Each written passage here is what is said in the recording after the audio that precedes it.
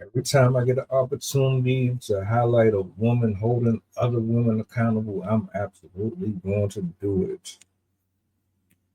Now, she used a lot of foul language, so I'm going to try my best to get y'all through it, but her heart was in the right place.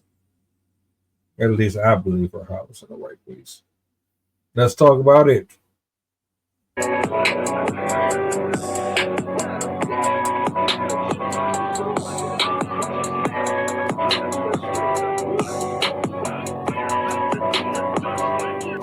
the goddamn button. Push the goddamn button.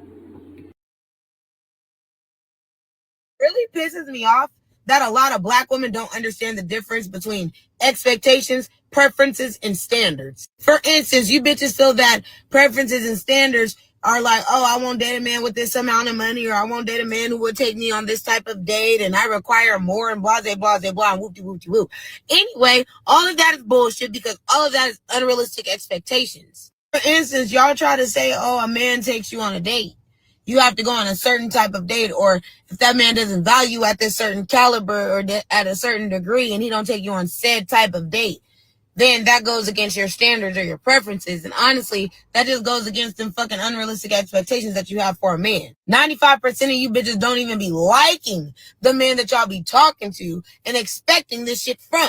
My thing is this, if y'all call that standards and preferences, did y'all not have a standard to not have kids before being married, or to not have kids with someone who didn't even have the intention of marrying you? Oh, do I need to digress? Maybe I should. I digress. This is one of those situations that I'm going to speak on and I'm going to bow out. Yo, she cooked. Look, we all fuck up and make mistakes in life. Well, let's put it this way. They're not necessarily mistakes. We're hard headed and we do what the fuck we want to do. And we go out here, start messing around with stuff we ain't got no business. And then we learn that we should have just kept our ass in the house and listened to grandma and grandpa. That's the truth. Instead of listening to your ratchet ass friends and the neighborhood and Black Planet and America Online and all these fucking websites, we should have just stayed in the house, did our homework. We didn't do that. So you go out here and you start experimenting. You start fucking around with different types of people. After that first relationship, after they crack, it don't work out. You're devastated for a while. You move on, and then you get a taste of it. You get addicted to it, and now you want to sample others. But you're picking up personalities and you're picking up different spirits along the way, and penis sizes and traits and characteristics that are ugly as fuck.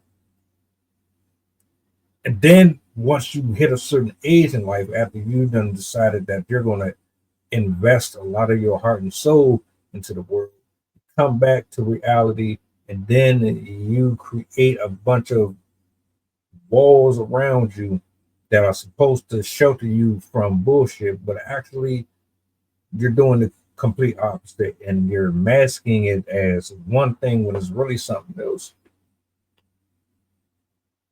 Bottom line, it's cool to find clarity and want to do better and be better. It's different when you're trying to ostracize the entire world and label everybody a specific type of thing that you yourself were or are, leaving no room for grace for nobody.